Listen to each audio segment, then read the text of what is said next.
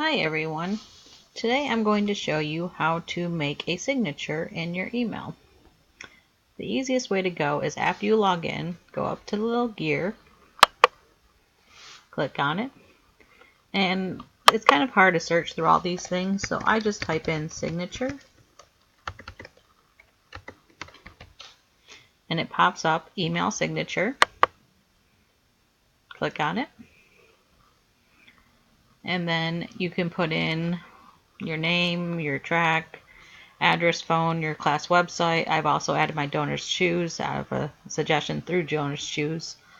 Then you can also choose, do you want to automatically include it on signature, your emails that you compose yourself, or also automatically include it on messages that you reply to or forward.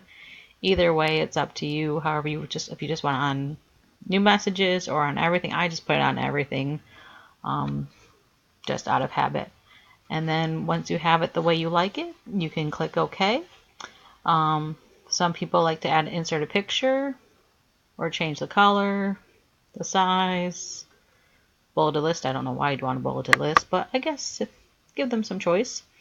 And again, some other nice functions there, but I just keep it simple, keep it left aligned and ready to go.